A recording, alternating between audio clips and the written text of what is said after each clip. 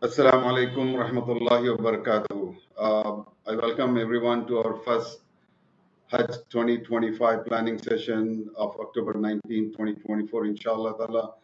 Our focus, our intention is always, as always has been to seek Allah's favors, inshallah, through our whatever small efforts we all are making. Bismillahirrahmanirrahim. Innal hamdulillah wassalatu wassalamu ala rasulillah anbiya'i wal mursalin. A'udhu billahi minash shaitanir rajim. Bismillahirrahmanirrahim. Rabbi shrah li sadri wa yassir li amri wahlul 'uqdatam min lisani yafqahu qawli. I welcome you all to our first session, inshallah. So this is going to be what our agenda is. The today's session, inshallah, we are going to walk you through the different steps that you have to go through for planning for Hajj, inshallah. So it might be a little bit longer presentation, but please bear with us. We want to give you as much information as possible to prepare, inshallah. So first, we're going to start with who we are, what is Precious Group, and then we'll get you started step by step onto the steps for preparing for Hajj.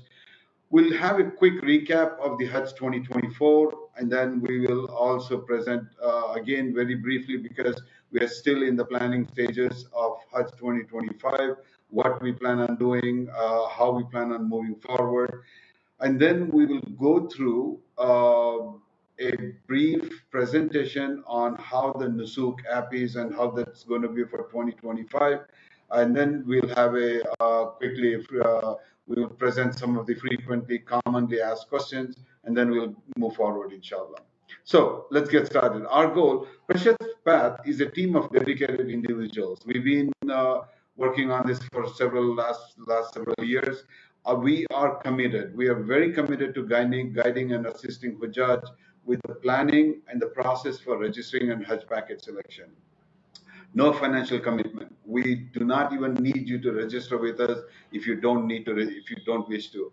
Our intention is purely to seek Allah's pleasures, inshallah. For the Hajj of 2025, we are in discussion with different service providers. We will partner eventually, inshallah. We'll make a decision within the next few days with a service provider that is focused on providing the best service to the Hujjaj. This is very important for us. Based on all our experiences, we are keeping some of the areas that are critical to our Hujjaj. So whichever service provider is focused on providing the best service, we are going to go with them. And of course, we're keeping the cost of the Hajj very key. That's another key factor. We are monitoring that very carefully. So our team, we are over 20 plus individuals we have in our team who are experienced and committed individuals. We have a team of scholars, both male and female. We have some alimas, and of course we have a few muftis also as part of our team who very actively help our Hujjaj prepare for the Hajj. We are a diverse team. We have members in our team from different backgrounds and languages. We have we of course we cannot have every background and language, but we try to cover as much as possible, inshallah.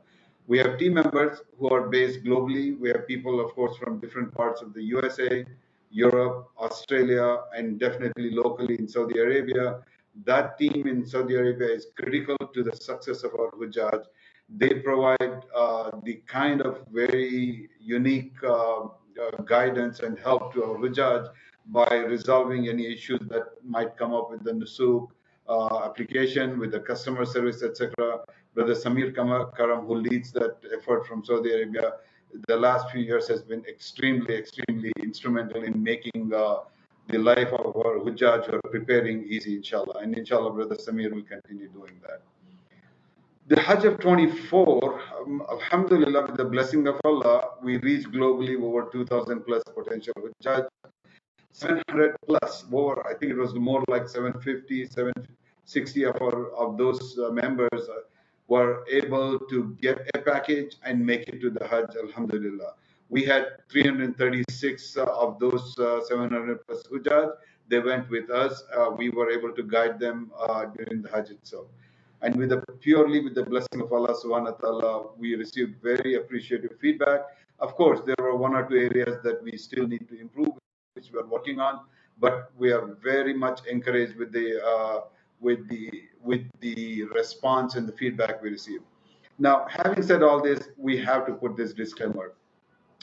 In spite of the fact that we are going to provide you, we are very committed to providing the best possible guidance and assistance, but we do advise our members, please make sure before you make any kind of commitment to Nusuk, making a package selection, you review and reconfirm carefully, because we cannot be held financially responsible.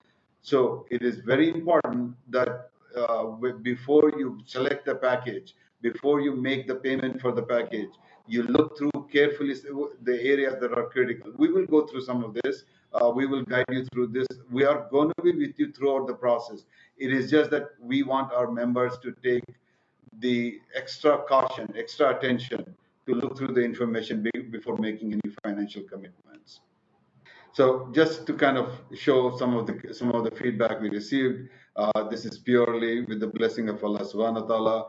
You can see some of the feedback that really helped us, encouraged us, was where they made the comment that that we were able to encourage folks to help each other. That is going to be our focus when we are going through logistics webinars later on, inshallah. We are going to emphasize our to be helpful towards each other. That's what makes the Hajj a pleasant. One of the areas that makes the Hajj a pleasant experience is when we all become one family there, inshallah ta'ala.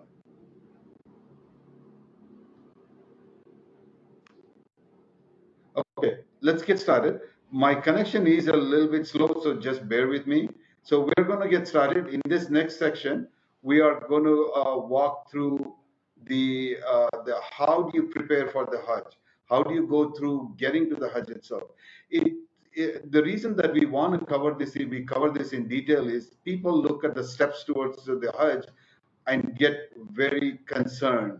I've heard people saying that the process is very complicated, etc. Yes, it is, but inshallah, we are going to try to help you through the process, and we want to make it and explain it in a manner that makes it, inshallah. The first step, of course, is the desire and intention. Build the desire and intention to go for the Hajj. The next step is, of course, once to start planning with the funds and the vacation planning. We'll walk you through this step also.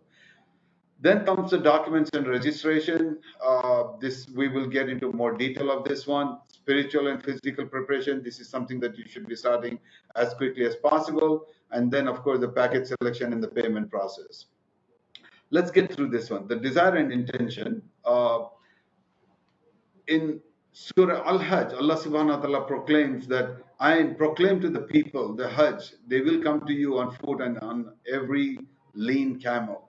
They will come from every distant pass. This is just one of the words in the Quran. There are in several places Allah subhanahu wa ta'ala speaks about the importance of the Hajj. Hajj is obligatory for every Muslim once in their lifetime, provided they are physically capable and financially capable. Now, we want to emphasize about the physical capability. If any elderly relatives are planning for Hajj, please consider accompanying them to avoid putting them at risk. Yes, the Hujjaj do take care of the elderly. We had several incidences last year where our Hujjaj in our group, they were pushing their wheelchair even though no one had accompanied them. But we want to warn the people. It is considering the conditions and the environment and the rituals, the rigor that is there in the rituals. It is not advisable to send elderly relatives by themselves, assuming that the Hajj group, the service provider, the Hujjaj will be able to take as good care as a relative accompanying them would do it. So we highly recommend, we highly request that if you know of any elderly relatives are planning for Hajj, or if you are making the arrangement for them, please accompany them. This is going to be an extra credit you will get, inshallah ta'ala, if you accompany them. The minimum age in 23 for the last few years has been 12. We do not know exactly if that is going to be true for 25, but I think it will be. So plan around this one, that the minimum age for Hajj will be 12 years old. If anything changes, we'll update, inshallah.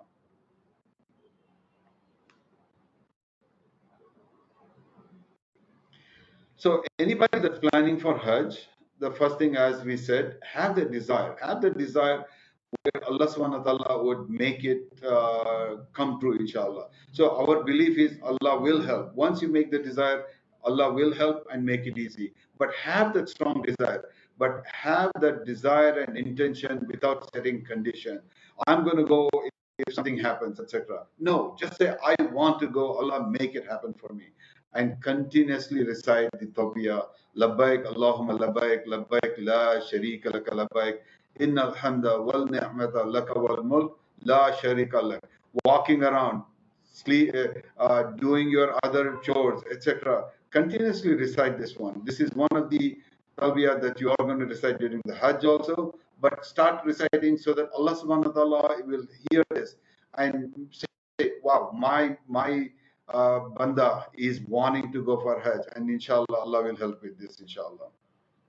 So the next part is the funds and vacation planning. We will take the questions, etc. I'm going to go through a little quickly through some of this information because there's quite a bit of information we plan on sharing, inshallah. The funds and vacation planning, this is very critical. As we all understand, we need to have the funds for the package and we need to make the vacation planning. So the major areas that affect the cost of a package is the hotel location in Mecca and the occupancy that you select. The second part is the Al-Mashayar camp. Al-Mashayar camp, I'll get into more detail on this one. There are different types of Al-Mashayar camp, and the cost can increase based on the Mashayar camp that you select.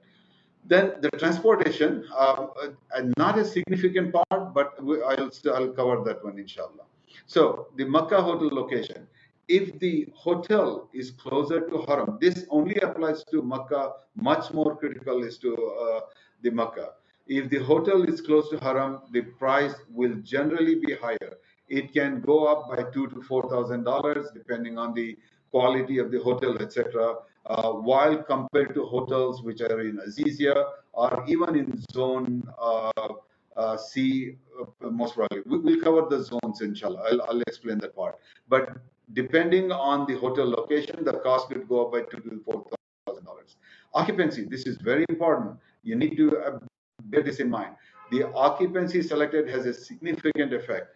With the if you pick up the dual occupancy, it is generally most expensive. If you go with the quad, which is generally what most of the packages would default to, when you look at the cost of the package from the listing, generally it is the quad cost that is listed for every level. Basically, every bed that is taken out of the room, there is generally an additional cost of about $1,500. So when you are selecting the occupancy, bear this in mind. Shifting and non-shifting, there are packages which during the Mashayar days, even though your hotel might be close to the Haram, but a shifting package during the Mashayar days will move you to a hotel close to Azizia. So that way the cost would go down. It might be a hotel, it might be an apartment complex, but it'll all be based on the level of the package that is there.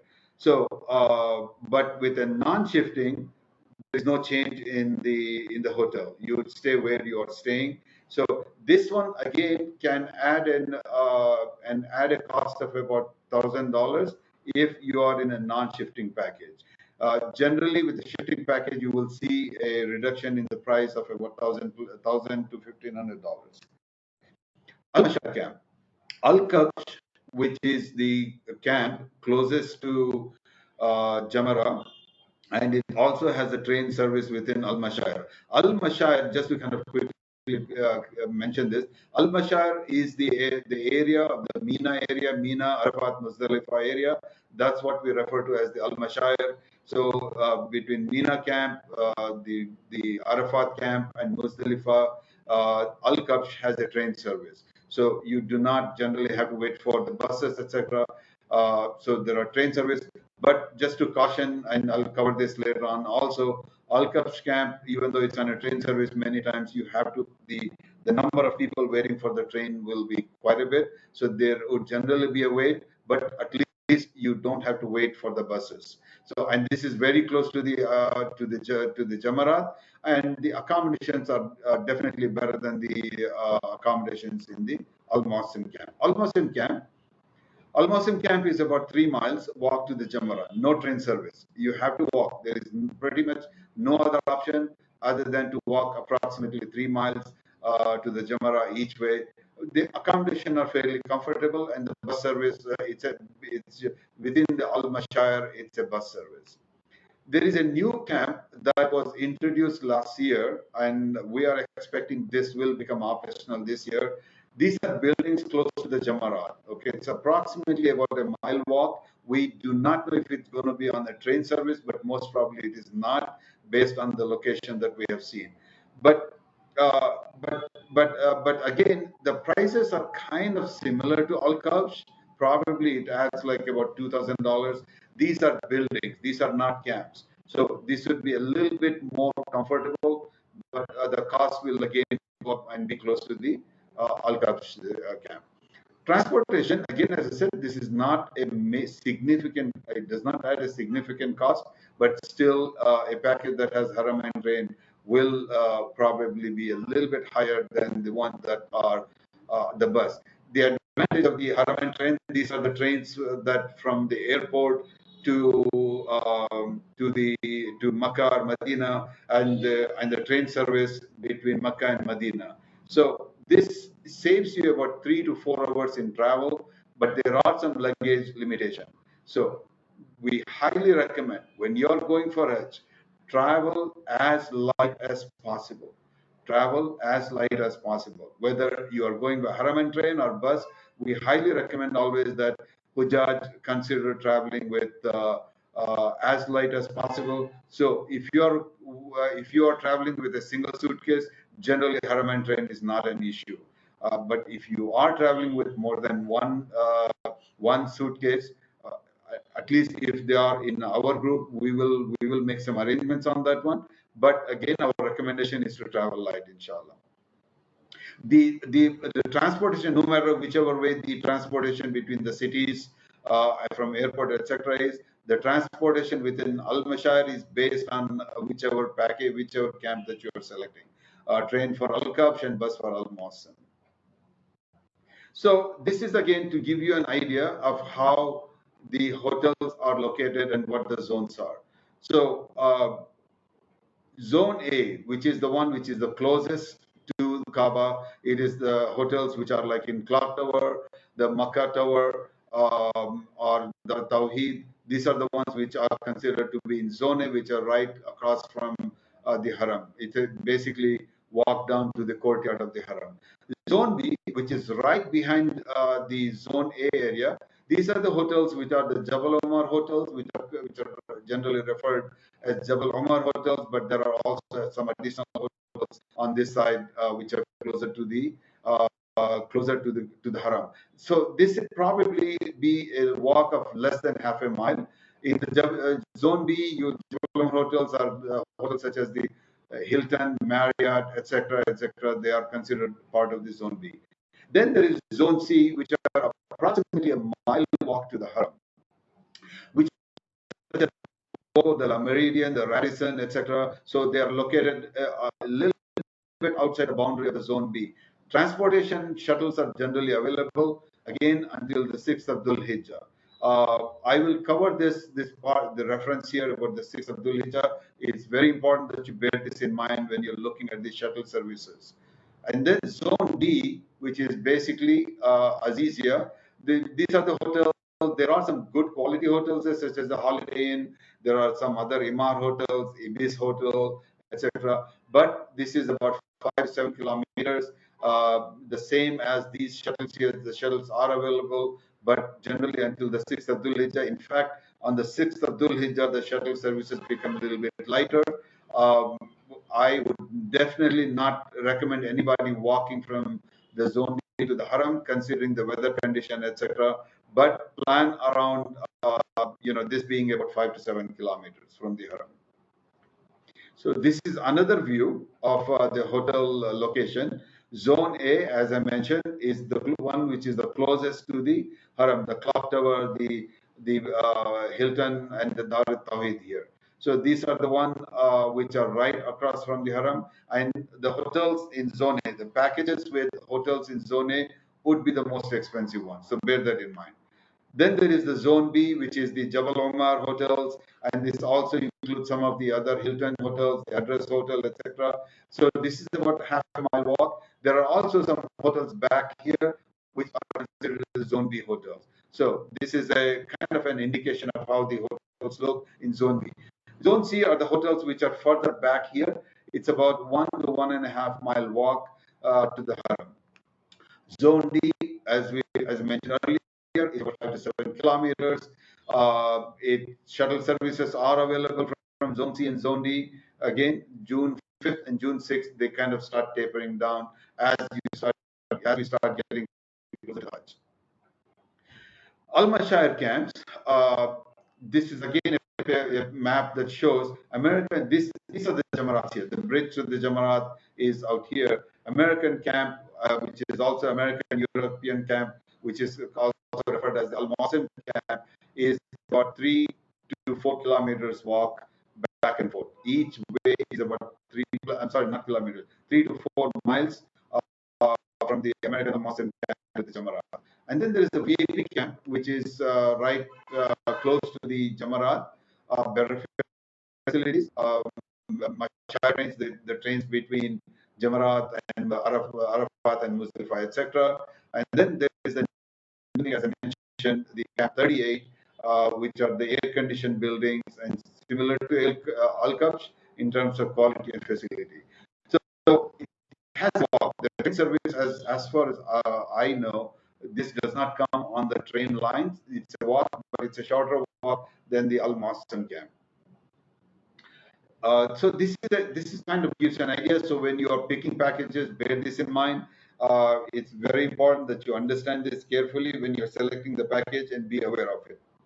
Now, if you do your preparation ahead of time, this is generally not a very difficult walk. But you have to bear in mind, you have to prepare for it, especially if you have elderly relatives. Keep this in mind, okay? Sometimes the question comes up about the facilities in the European and American camp, the Al-Mawsim camp. The facilities are fairly good. The bathrooms, the air conditioning, etc. Of course, air conditioning being an equipment, it does sometimes could possibly have some breakages, but be prepared for it. But generally, it's not that very bad. So just to kind of give an estimate to prepare for the funds, I'm going to share the table here. It's going to come up. I just be sure that one. I want to make sure that these are only estimates. These are not actual prices. The ranges that we are providing here. So if you're, as I mentioned, if you're in Zone A with Al-Kabsh camp, which are the most expensive one, with the non-shifting and the Haramain, you can run up to $15,000 to $17,000 per person. In the same Zone A, if you go with Al-Mawsim with the bus service, you can be in the range of about $10,000 to $14,000, more in the $11,000 to $14,000. Okay, so that is in the Zone A. Zone B, as I mentioned, which is half a mile walk, which is right behind the area of the Zone A. With the Al-Kabsh camp, it could be about $13,000 to $15,000, and the Al-Mawsim camp being about $11,000 to $13,000. Zone C, which is a mile walk, mile and a half walk from the Haram, the Al-Kabsh could be in the range of $12,000 to $14,000. The Zone C Al-Mawsim camp could be about $10,000 to $12,000.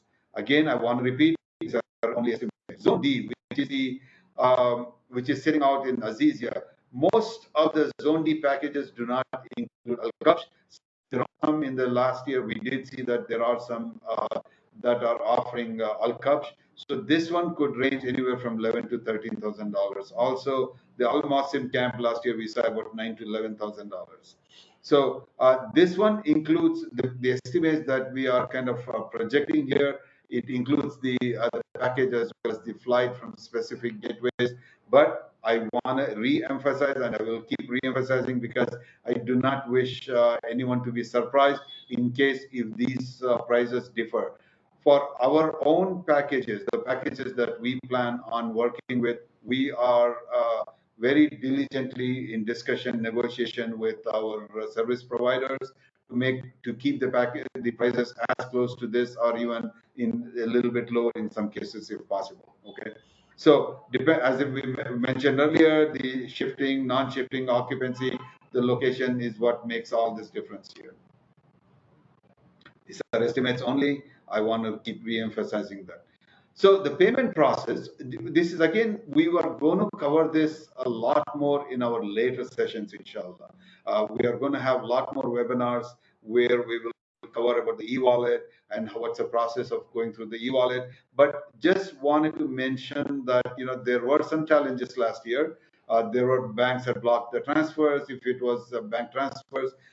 So these are some of the challenges that we saw. There was some significant delay in the refund process, but we do have some recommendations. Okay, so based on our experience, we highly recommend use credit cards.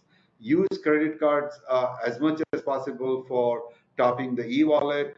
E-wallet again, I kind of glossed through that a little bit. E-wallet is basically a digital wallet where you put your funds in ahead of time, ahead of selecting the package, ahead of booking the package, so that when you are ready to book and purchase the package, the funds are right available. The amount that you need is already in your e-wallet, and then you can just quickly purchase your package. So for that, we highly recommend use credit cards, but make sure start doing the homework. The packages are probably going to start becoming available for review sometime in January, and you have like about a month after that, like February, March timeframe, that you can purchase the packages. But you do not want to wait until January to do some of these preparations. So we want you to start looking at credit cards with no transaction fees. Okay, because otherwise the transaction fees can range from 1 to 3%,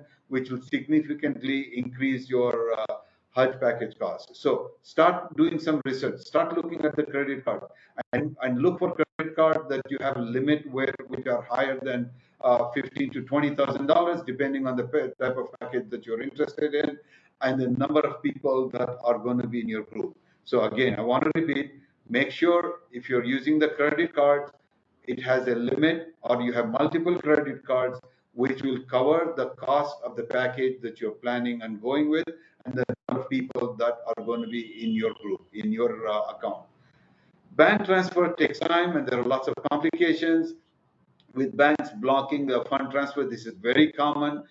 Even the larger banks do that. It is much more difficult with the smaller banks, but even with the major banks, we have seen complications with the funds transfer being blocked due to all this scamming that goes on, unfortunately, in our current environment. But if you have to use a bank transfer, consider an account with a major bank, such as Bank of America in US or Citicorp, etc., etc. So just look for a major bank so that it does not go through. If you go with a smaller bank, a local bank, or credit unions, they will have to go through a major bank. So that hop can delay the transfer and cause lots of complications.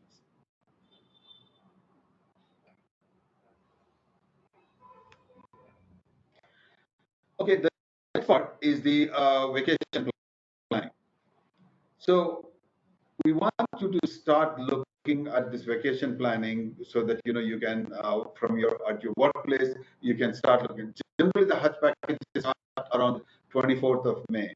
The last day to enter Saudi is the 14th of Dhul Hijjah, approximately June 1st. If you're flying with non-Saudi airlines, if you're coming with Saudi Airlines, you get another day or so. But plan that that you are around the 24th of May, and it can go anywhere up to 15th of June, depending on the package that you pick. The packages can be 14-day packages, it can be 21 days packages, depending on how you are, what you're planning on, how long you're planning on staying there. The packages can differ. So plan your vacation. So our recommendation is start looking at taking vacation from the 25th to the June 11th. This will make it a lot easier in your in selecting of the Hajj package. So this is a general idea it gives you, before the 5th of Dhul Hijjah, you in most cases, okay, you would be visiting Medina, okay. From 5th of 6th to the 6th of Dhul Hijjah, which is around the June 1st to 2nd to 3rd, you would be in the performing the Umrah, which is one of the requirement of the Hajj. And then around the 7th of 8th of Dhul Hijjah, you would be traveling to Mina. And on 9th of Dhul Hijjah, you would be spending in Arab and overnight you would be moving to Muzdalifah and spending the night in Muzdalifah. And after Fajr Salah, you would be moving back to Mina to perform the Jamarat, Rami, and then Tawaful Ifada, whether it's on 10th or 11th of Dhul Hijjah or even into the 12th of Dhul Hijjah. But you would be staying overnight in the Mina camp through the 10th, 11th, and the 12th of Dhul Hijjah. And then optional, you can stay in Mina on the 13th of Dhul Hijjah, but that's not a requirement. It is just recommended, but it's not a requirement. Now, let's move on to the documents and registration. This is in preparation for submitting the Nusuk registration. So, first of all, I want to make this very clear so that we all understand. If you are in North America, Europe, Australia, New Zealand, it is very important that you understand Nusuk is the only platform that you can get a Hajj package through. If any individual comes and tells you, we'll get you a Hajj package outside of the Nusuk platform, also outside of the official marketplace, please become very wary. Now, the exception is if you have dual citizenship with countries such as Pakistan, Bangladesh, etc., you could go through with a package that is starting from Pakistan. Then you don't need to be a part of the Nusuk.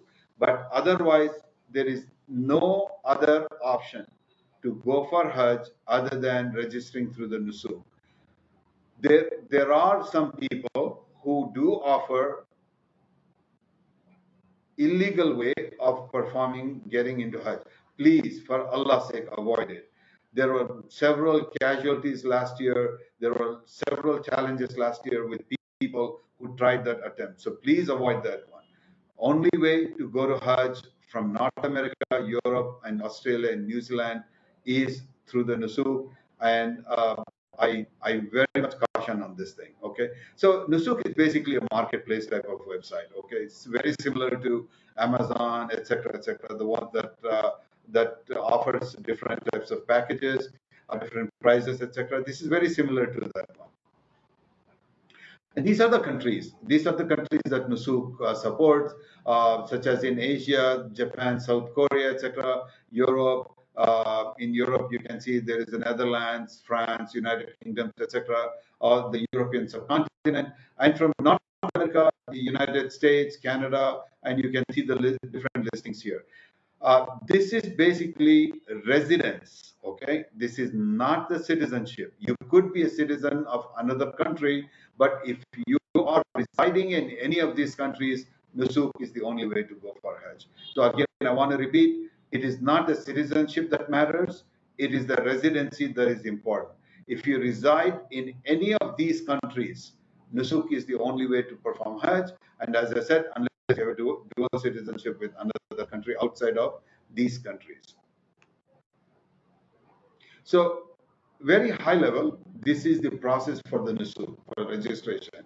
You create an account. We will go a little bit more in detail on how to create an account, etc. But you would create an account, you would upload the documents, and the auditing, if auditing is successful, you would move forward.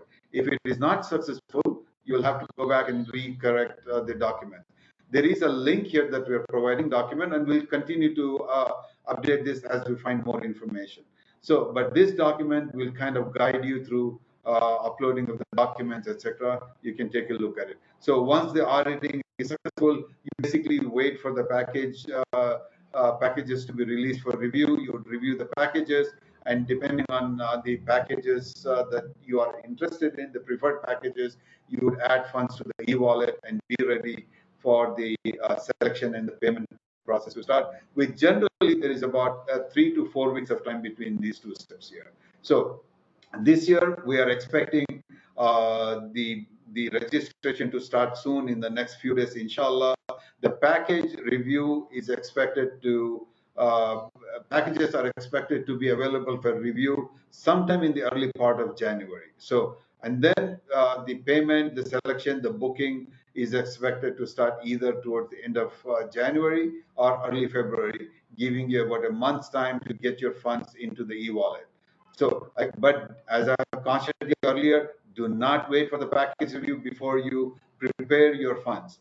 Make sure you start preparing the funds now, whether it is credit card, bank transfer, etc.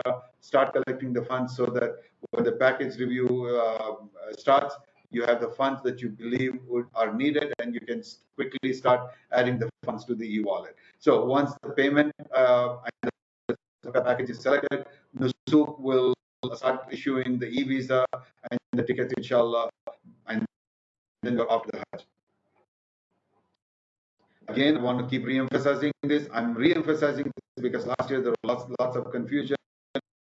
People did make some mistakes of going with folks who are not through the Nusuk, and I want to make sure that none of my members get into any of those difficult situations. So exception again is the dual citizenship.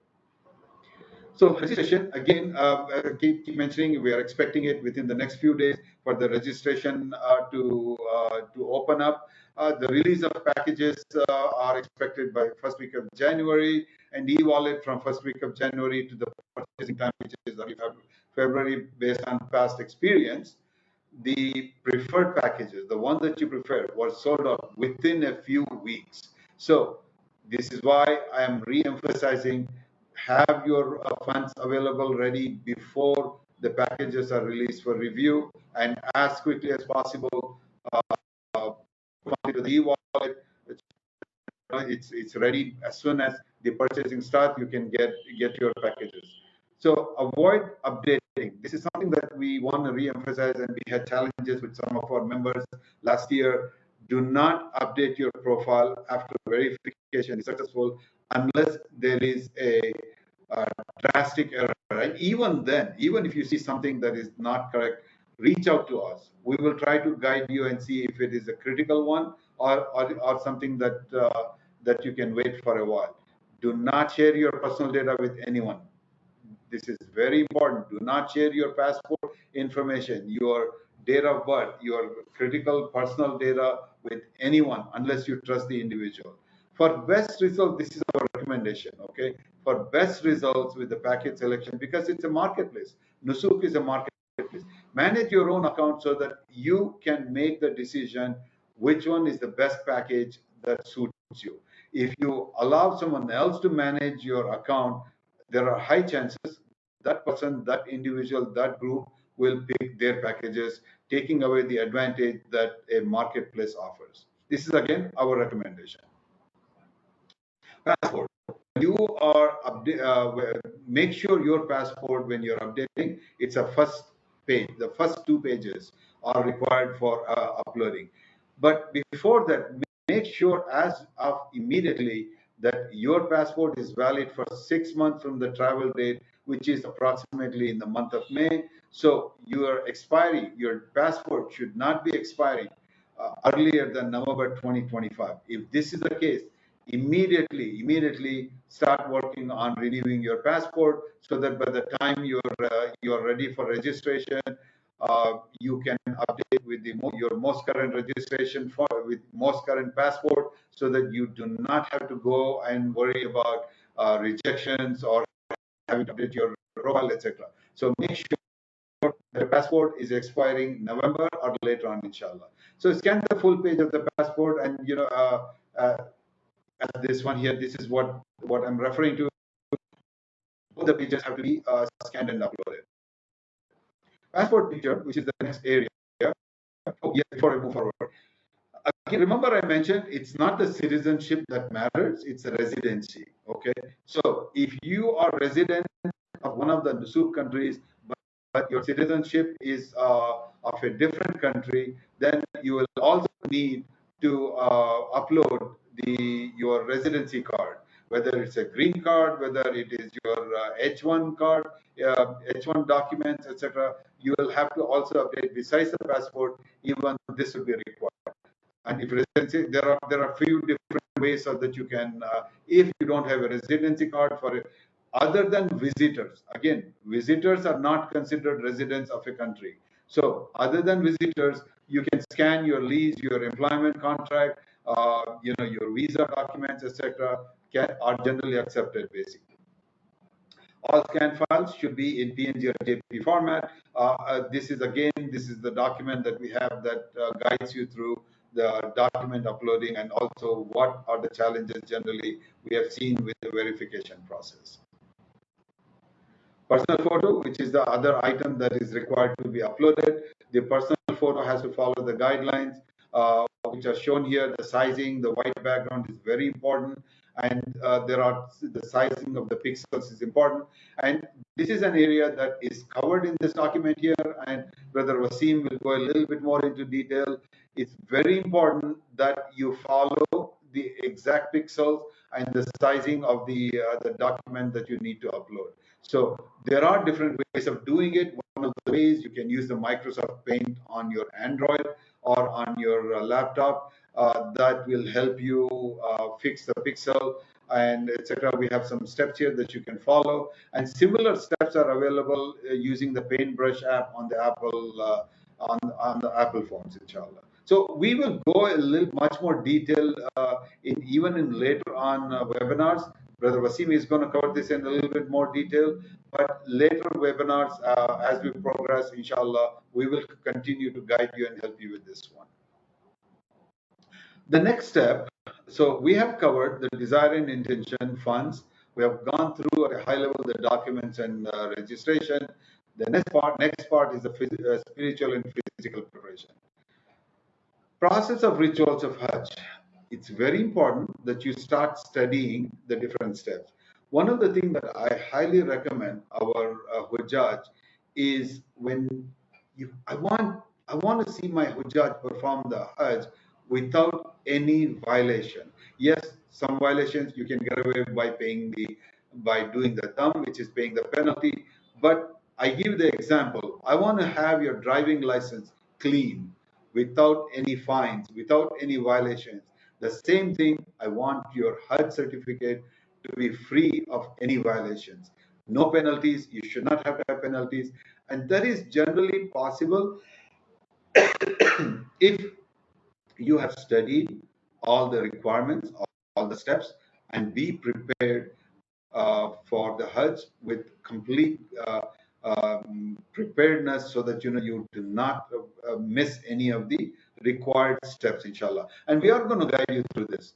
We are going to come up. We will have fiqh webinars. You can also review some of our fiqh webinars from the previous years. But we are going to cover this area a lot more. We'll have discussions. We will also have chats open that will help you, inshallah ta'ala. We will also have special fiqh sessions, chat groups for the sisters, so that there are certain specific questions the sisters will have. We will have those chat groups also guided by Maulimas, inshallah ta'ala.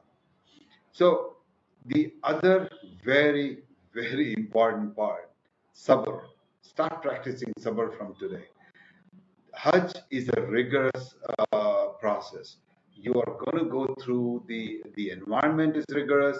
The steps are rigorous. As I mentioned, from Al Mawsim camp, it's about 3 to 4 miles of walk.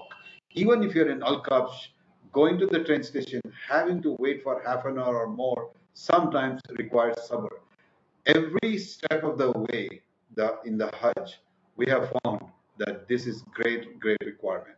You do not want to lose your patience during Hajj and possibly put your Hajj at risk. We want to make sure every member of our group and every Hujjaj for that matter achieves Hajj Mabrur.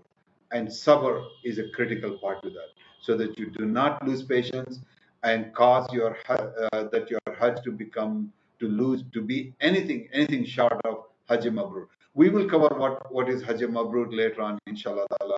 So one of the way you can start practicing with the sabr is, you're driving. If somebody cuts you off, do not get upset. Just smile back at them. that is how you start developing sabr. I know it is irritating. I know it can become, you might want to call them out, etc. But start learning to say, Alhamdulillah, I'm still okay, and smile at them, so that you develop the patience. There are many things that we have these kind of things in our day-to-day life. Start developing patience to say, to ignore some of the challenge that we run into, some of the irritants that we have in our day-to-day life, so that you develop this sabr, inshallah. Get a head start on physically. And again, this helps you with every step of the way. As I keep saying, the physical endurance is very important.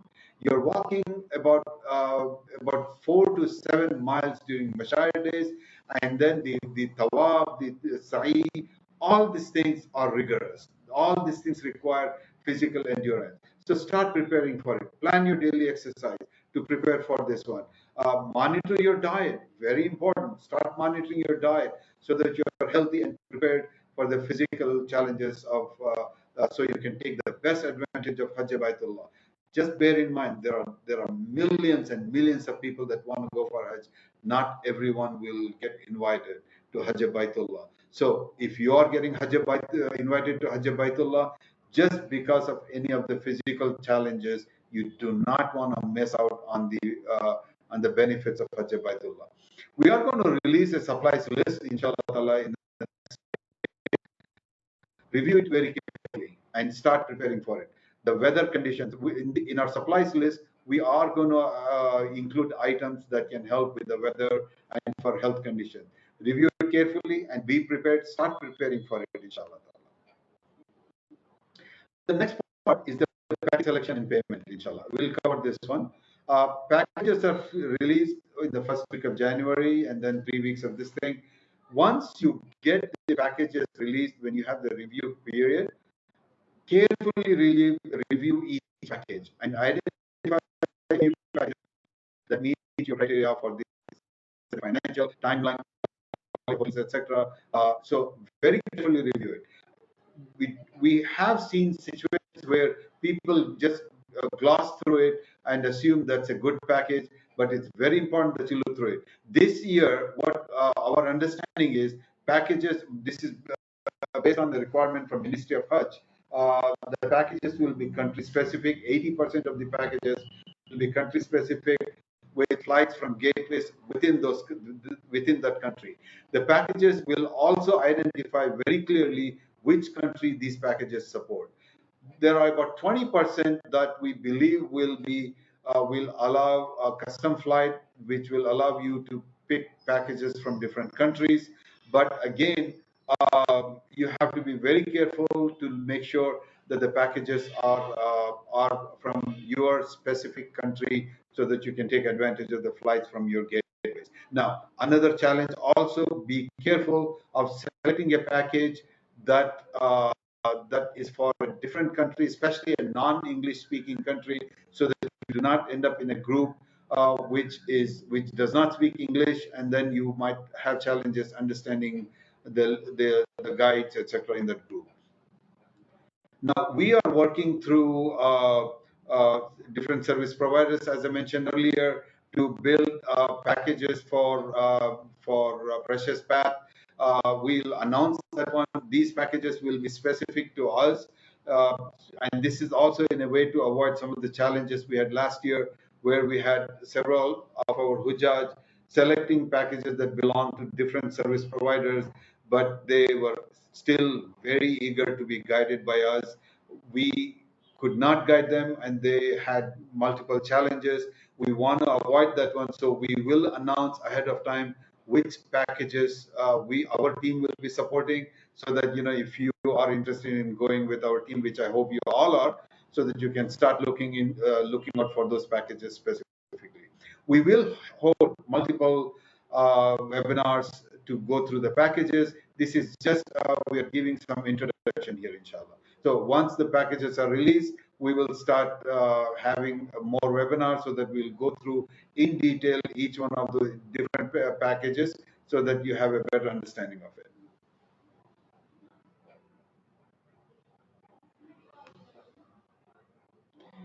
Again, as I mentioned just before, when you see a package, carefully review packages before you purchase it, before you book the package, before you make the financial commitment. Make sure you're looking for the service provider and group are as per your preferences, the one that you prefer to go to.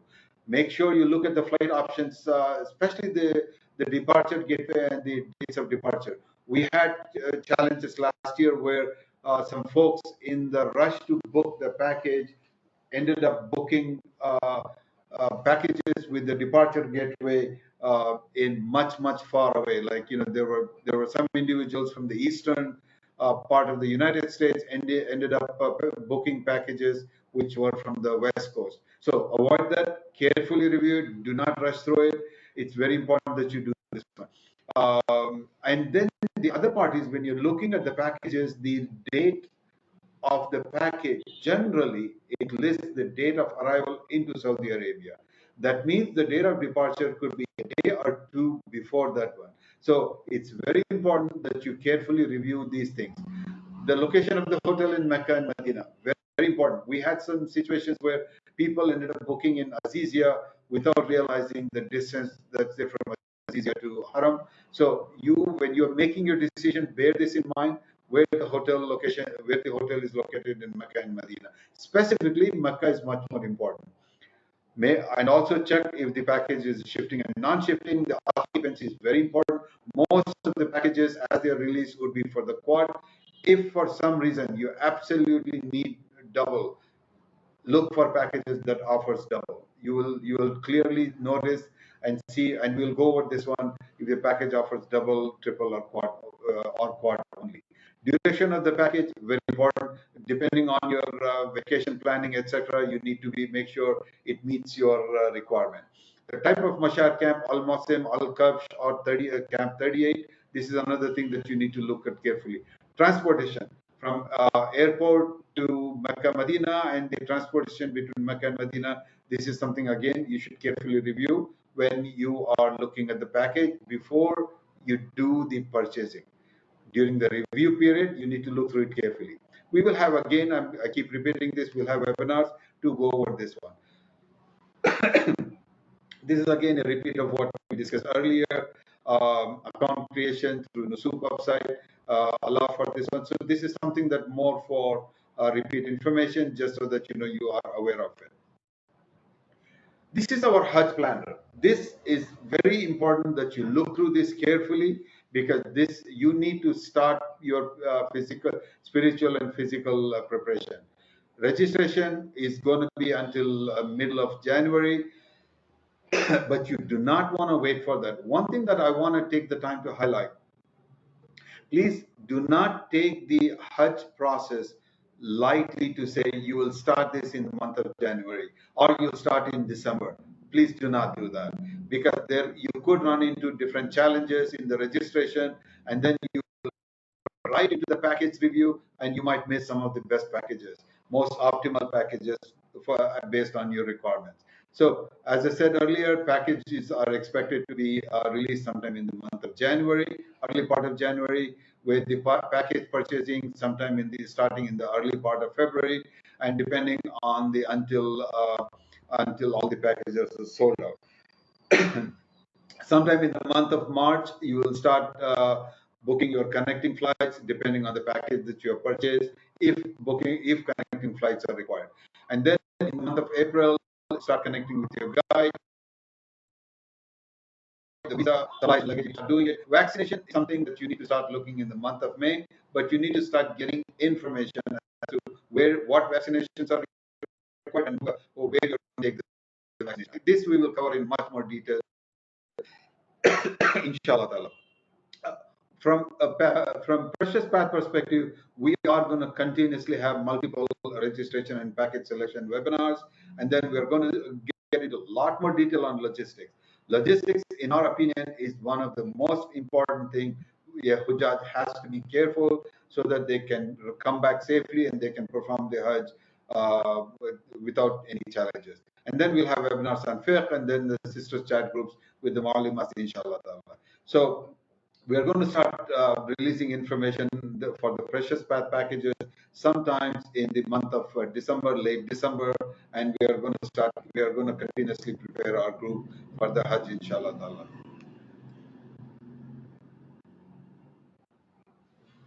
So this is what we covered, the different steps for preparing for the Hajj. Desire and intention, make it today. Do not wait for tomorrow, make it today. If this is what you want, if you're planning on going for Hajj, make that desire known to Allah subhanahu wa ta'ala. The funds and vacation, you need to start planning this immediately also within the month of November, December, so that you don't have any surprises at your workplaces. Documents and registration, this is again something that's going to happen in October, December. Spiritual planning, this is now until all the way until the end of Hajj. You need to keep the spiritual and physical preparation going. Package selection, we expect this to happen in the month of December, with some information coming out in the month of December, high level information with the packages released in January and going into February, inshallah. So we covered this one. Hajj 2024, we want to quickly have a quick recap on this one. Ministry of Hajj significantly improved the registration last year, and we expect it to be improved a lot more this year. Yes, there were some challenges with the login, but they quickly responded to that one and corrected it before the second round. Refund of bank transfer. This is something needs improvement. This is something that is still ongoing. There are still people having challenges of refund. The credit card refund was pretty swift, pretty quick, but with the bank transfer, there are lots of challenges, and we are hoping it will improve. There were some challenges with the transportation during the Mashayat specifically. We are hoping at least most of the service providers, and definitely for our group, we are planning on multiple different things. We are in discussion with service providers on how to make improvements on this. This is an unfortunate area. There were lots of weather-related casualties last year. Now, I'm not making excuses, but I want to highlight this one so that we going forward into the next year, people do not get into any of these challenges. There were people who were there without packages, so they did not have accommodations. And considering the weather running up to 120 plus degrees centigrade, it is extremely hot. It is extremely hot. So if anybody does not take it seriously, we do not want anyone to be in trouble. The other part, that's why we do lots of logistics webinars. We do not want people to be lost. We have very specific guidelines for people, and we make sure the folks that go with our group, we make sure that they are properly taken care of, tracked, etc., so that the chances of getting lost are very high. So we try our level best to make sure that this does not happen through our logistics session, inshallah ta'ala. Lack of advanced preparation, big time, very important. If you do not prepare ahead of time, and if you get into the weather situation, if you're not prepared with proper supplies, they can become a challenge. One of in 2025, we are expecting the quota to be doubled. So this should relax a little bit the pressure, but we do not want people to take this as a firm thing and not prepare. Last year, the Hajj packages were out way before Ramadan, at least a month or so before Ramadan. No, I'm sorry. Quickly, immediately after Ramadan, packages were sold out. But this year, we're expecting packages to be sold out much before Ramadan. So be prepared early. Packages, again, as I said, are to be offered by the country. We want to increase the awareness so that the people do not get into any challenges during the Hajj time. We are seeing that the Ministry of Hajj and the service providers and all of us, we are starting the preparation much earlier so that the organizers, the Hujjaj, etc., can be better prepared. As you can see, we are starting our webinars in the 18th, and Nusuk is also planning on starting the registration soon. We've gone through these details. So what we request is, we request that you submit this survey. This is not a survey which ties you. There is no commitment here.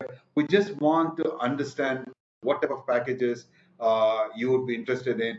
This will help us plan our packages. This will help us share even with other service providers, if possible, what packages people are looking at. So please take this survey. You can go to the QR code, or there is a link here. You can use either one of this, but please, everyone, if possible, please submit the survey to help us plan better, inshallah. So the next one is we went through the Hajj 2025 plans. For Precious Path, we are going to partner with one of the service providers that is committed. We will release the name of the partner within the next few days, inshallah. In spite of the inflation, the costs are generally expected to go up, but we are trying, and we are in very serious discussion with service providers to keep the price of the packages same as last year, but if not at a very reasonable cost, inshallah. We definitely are negotiating, we are discussing with our service provider that the cost should not go up from last year, but inshallah ta'ala, we will be successful in that one. By December time, we will announce the types of packages with more detail that we will be supporting. So these are the types of packages we're looking at. Zone A, B, C with Al-Masim and Al-Kabsh. Zone C, the hotels such as these. These are only examples of the hotels. Nothing is finalized. These are not package information. We are not giving you package information. We are also, this is all estimates that we are giving based on the last year's experience.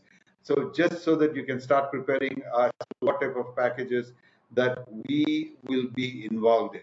We are going to be involved in with very specific packages, and we will release this information, inshallah, within the next few weeks, next month, inshallah. Again, please take the survey so that it helps us prepare, inshallah.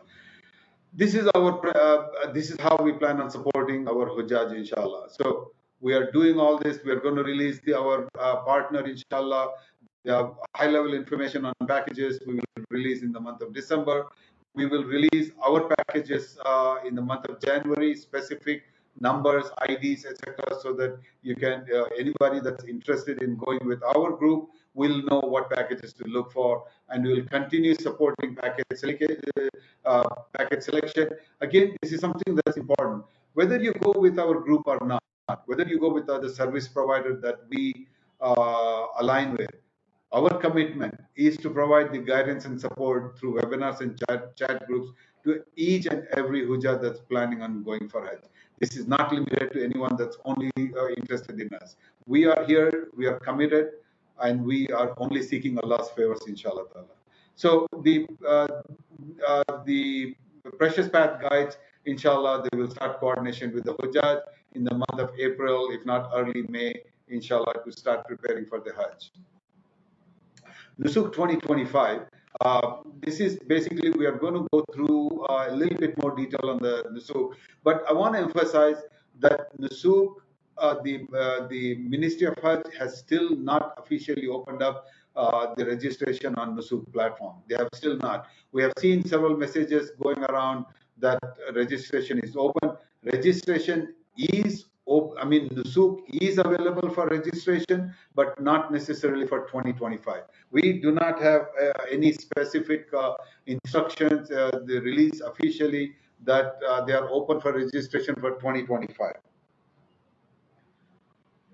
The official platform, as we have gone through, again, is the hajj.nusuk.sa. This is the website. It is available for registration if somebody wants to register, but it is highly possible that the existing data will get deleted and before they start accepting new registrations. Now, if anybody has not used the Nusuk platform and you want to get familiarized with it, there is no harm in you going into hajj.nusuk.sa and start to play around with it, upload the documents, etc. But it may not go any further. It may not get into verification until they are ready to start accepting new registration. But you can definitely use the existing platform for practicing, with the clear understanding that it is highly required that you will have to resubmit all the information. So we are expecting for them to release sometime next week. Inshallah ta'ala, the registration we are expecting it to open up sometime next week. Keep in touch with us, and we will update you, inshallah ta'ala. Wasim, you want to go ahead and take it over from here? Yeah, Jazakallah. So, as we're talking about registration, there are a few things that we need to prepare, right? Uh, each one of us, like Fariba mentioned earlier, check your passport expiration dates, right? You want to make sure that your passport is not expiring before November 2025. So you need a passport photo, you need a personal photograph, and if your citizenship and your country of residence is not the same, then you will also need a proof of residence. Now you can scan these if you have access to a scanner. You can also take a picture with your smartphone, but if you do that, make sure that it doesn't have reflections and it has cleaner data, right? A lot of times people have taken pictures with their smartphones, but they are not have cleared, then those profiles get rejected and then you have to re-upload. So make sure that whatever photos that you're getting, they are all clear, especially your passport information, dates, passport number are all clear in there. So now for the passport, you will need it to be a specific dimension. It's listed here. It should be 800 by 400 pixels. Personal photograph should be 200 by 200, and first proof of residence would be 800 by 400 pixels. There are specific file sizes as well. So when you do scan this photograph or you take a picture of it, those are going to be bigger than these dimensions. So we will talk about how to change as well. One thing to note here, for the passport, it has to be what Fariba mentioned, the main page of passport, both sides, the first two pages, especially the page that has a signature. So if you don't have a signature, you have not signed your passport, go ahead and sign it. But yeah, you want to take a picture of that, your personal photo with a white background, and then similar to how you would do a passport photograph, right? So for those who, somebody was asking in the comments if you have hijabs on, so yeah, that's no problem. For the personal photograph, you don't need to necessarily open up your ears. If it's for the passport itself, then that needs to go to depending on your country's guidelines. And if it's the proof of residence, there are different proof of residences at work. You can have an employment contract if you have a driver license. These are again based on last year's what they were taking. They were taking lease agreements, they were taking property and official documents, work visas, bank statements. Now, a visitor visa is not a proof of residence, right? You don't reside in that country. So that's one thing to note. So these three things you can start preparing. And if you can go to the next slide, Farid.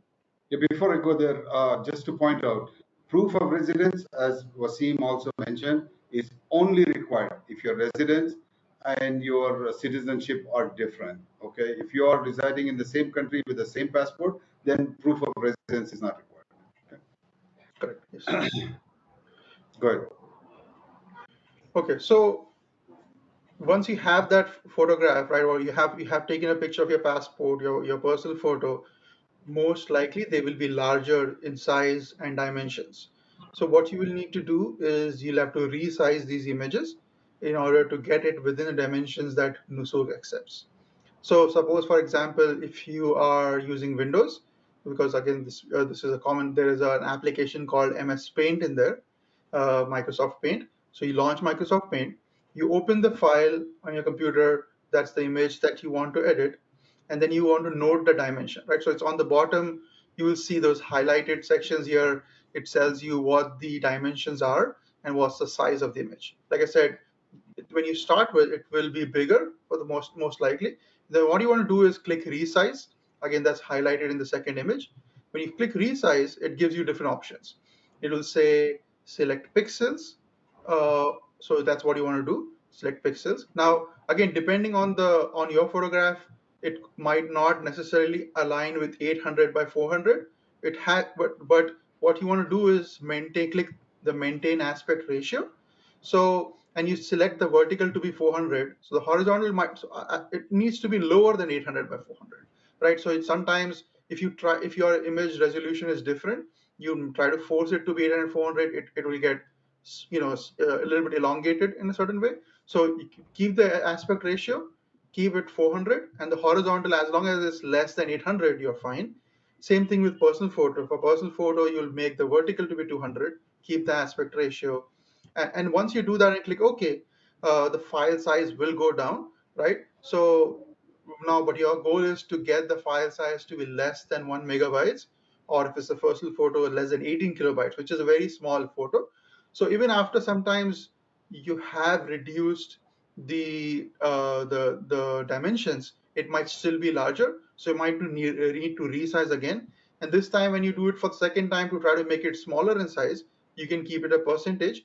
That way, because you already got the ratios right, so you just need to make it percentage and keep doing it, resize in percentage, 80, 70, 60, like that, until you get to a small enough image. So that's why it is important for you to have a good quality image to start with.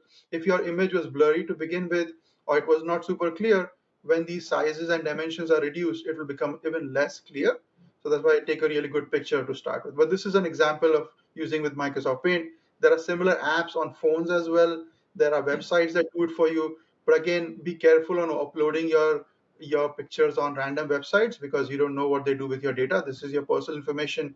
You do want to protect it. So try and use an app on your computer or on your phone, which does not upload your data somewhere. So like Fariba mentioned earlier, go to the Nusuk website. This is the only official website, right? You want to be sure you're typing in the right URL. Sometimes there are similarly named URLs which has slightly different characters in different languages. So that's why be careful about which website you are going to. And then we will share the link to the website as well if needed. Inshallah, if you upload this video, the link will be in the description of that video as well. So make sure to check your service countries. So make sure that the country that you are living in is part of this list. Sometimes people reach out to us who are from different countries who are not necessarily part of this list. So in those scenarios, Nusuk doesn't apply for you, right? So let's say somebody lives in India, right? And their residence is also India.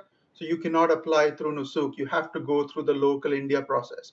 But let's say you are on H-1B visa here, or you're a resident here, you have a green card for United States or for any of these countries listed here, then you can use Nusuk app. So make sure the country that you are residing in is listed in the service Nusuk countries. And if you want to go through the official FAQs, there is a registration assistance link on Nusuk website. It will answer some common questions like people have about, for example, ages. Last year, minimum age was again 12, which we expect to still be there. So if somebody is younger than 12 years, they cannot go for Hajj. Those kind of questions are officially answered in the Hajj Nusuk website as well. Next slide. Okay. One quick thing, Brother Wasim pointed this out. Be extremely careful about the website here. Last year, we did find that some people were publishing website by switching this A to a special character, and you would not notice it. The scamsters were doing this to collect your personal information. They would replace this A with a special A character, or it would look exactly like this. So bookmark it. Look at it carefully. Do not get scammed. Very important. Jazakallah khair. So this is just screenshots from last year's process. Again, because people are asking on the comments, if you had an account last year, it still continues to work. And like Faridba said, we expect that it might get deleted, and we might last year, Ministry of Hajj and Umrah, they reset everything and had everybody sign in again. So far, if you had an old account, it still works. And the website allows you to register. So if you wanted to go through the process, you can. Again, like what Faridba mentioned, having an understanding that you might have to redo it if they do reset the data. So now when you do go to the website, there's a start registration button. Click on that. When you click on that, it'll ask you for the country of residence. Select your country of residence, select an email address, select an email address that you have access to. You do consent, you select I'm not a robot, and click create account. Once you do that, it will send a OTP code to your email address. Again, that's why it's important for you to have access to an email address. So that every time you log in to Nusuk, it will send an OTP code.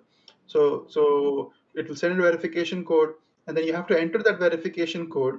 It will then take you to the next step, right? Then you have to select a password. So use a complex password. They have some strength requirements. It should be at least 8 characters. Use a mix of numbers, lowercase, uppercase letters, special characters. And again, don't share with anybody else. Like Faridba was saying, a lot of times people ask you to share your personal information. So this is again a risk of somebody taking over your profile, right? Even with your passport information, unless there is an official requirement. Even nobody should ask you for that, right? So be careful about sharing any of your personal information with anybody who's asking you to give you all that information. Select a password and then click create account. It'll give you a message saying your account is successfully created. So if you can go to the next. This account successfully created does not mean your profile has been created. Please bear in mind.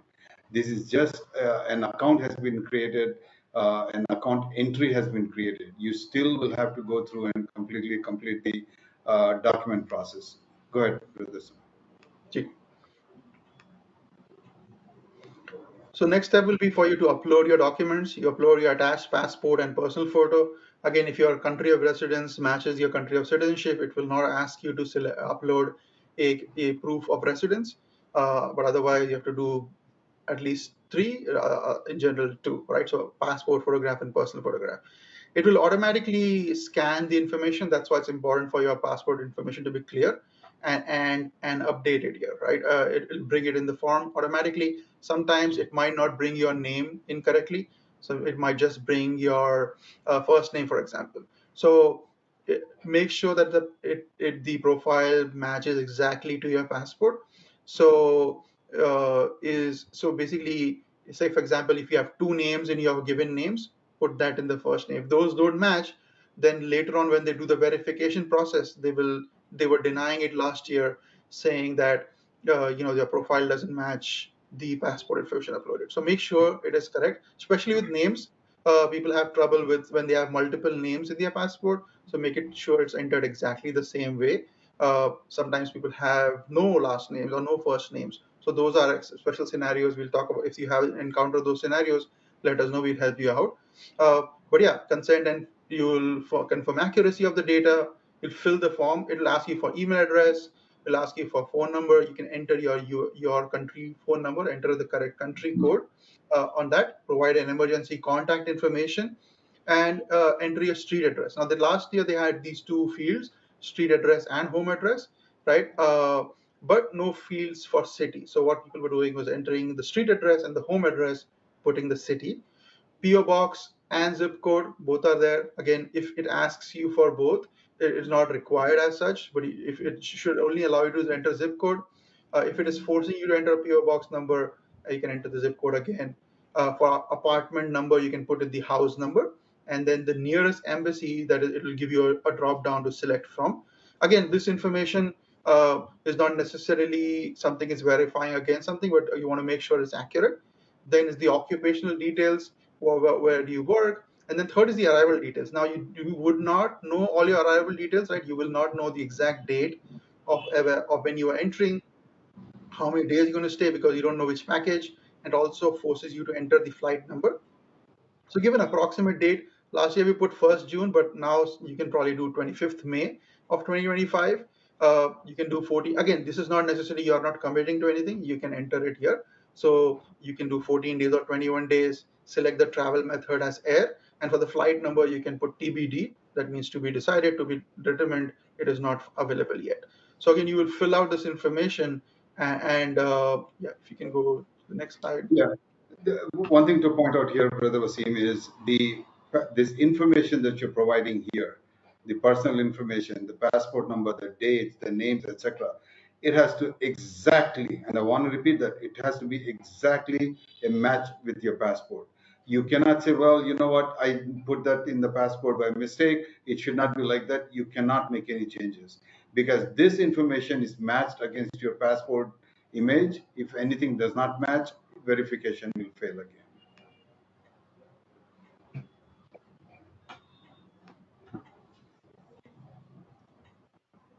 Right, Brother. Then I'll ask you for some background details. Have you entered Saudi Arabia before? What visas you have had? So fill it accurately, right? You want to fill in all the information correctly. Don't try to put in something incorrect. If there are any restrictions on your passport, enter that. If you have relatives who live in Saudi Arabia, it'll ask you for that information. Do you have other nationalities? So if you maintain multiple nationalities, you can enter that here, and have wherever you have traveled, your travel history the last a few months, past year or so, it'll ask you to enter. So enter those countries where you have visited, and on the second page, it'll ask you other information about, if somebody has been deported with Saudi Arabia before, or so answer all these yes or no questions, and then it does a question about vaccination. So now at this time, you might not have already taken the vaccination. So you can mention that. So Farid bhai, what do you recommend right now? People fill out. Last year, the required vaccines were required only by the time of travel, right? So Farid bhai, what do you recommend for that question? Yeah, just hold off on the meningitis until meningitis is generally the one that gets required for Hujjaj going from the Nusuk countries. You will see if you go into the websites, Nusuk, etc., listing of other vaccinations, but that is for countries which are outside of the Nusuk countries generally. So hold off on taking any vaccination at least until January, February. We will advise you a lot more. We'll share a lot more information on that. Yes, that's correct. So yeah, and the vaccination, the meningitis is the major one. So you want to mention that, and again, you wouldn't need to actually take it until you are traveling. So, but you will need to carry proof when you travel. Before, a couple of years back, they were asking for COVID as well. Again, last year that wasn't necessarily required. So they will release the official requirements, and that can be checked during traveling. So we will talk about that as we get through the package discussions. If you go to the next slide. So review all the information. Now this is a critical step here, uh, to add a family member, right? So if you are going part of a single, for example, husband and wife want to go together, you want to add you want to keep a primary member and then add a family member in there. If you have totally separate profiles, what happens is when you're trying to buy a package, a lot of times logins don't work. People were having issues with website last year, for example, and it could very well be possible that you might not both get the same package. If you are part of a single family in Nusuk, then it's a lot easier to purchase the same package for everybody in the family. So make sure that if you have multiple people in your group, you don't have separate profiles, but stay together. If you are open to traveling separately, like say, for example, I'm just giving example, two brothers, they would like to travel together, but if they don't get the two same package, they are okay to travel separately. You can create separate profiles in those scenarios. But if it is going to be required for you to both to travel together or your family to travel together, have them together in your Nusuk profile as well. And when you submit it, you will get a message saying application submitted successfully. Now again, people are asking in the comments, so if you had an active profile from last year, that still continues to work. I logged in with my profile today, that was created last year, it still is working. So we will, once there's an official confirmation from Nusuk that registration from 2025 has started, we will try it again to confirm if they are forcing everybody to create new profiles or they are going to port over that old data. So we will know that for sure once that official confirmation is done. And then for the so that is, and then inshallah there are certain questions here about resizing. Inshallah we'll address those. But yeah, you'll get an email as well once you create the profile and it goes through. Okay. Jazakallah khair, Brother Wasim. So this is basically about the frequently asked questions. The common one that we generally run into is on the package prices. The average package price we expect it to be between 10 to 15. There would be some packages which are below 10 and above 15, but this is about the average. No restriction on maximum age as we know today, and I don't believe there will be a restriction on maximum age. But the last few years they have restricted for 12 and above. So we expect this to continue. Okay. The packages, they include the hotel, the Mashayar camp, the food, transportation within Saudi Arabia, and flights. It's all included in the packages. Some packages will include Udia, but we do not know what they are going to do this year. The folks, the Hujjaj that go with our group, we make arrangements for the Udia at a very reasonable cost. Okay.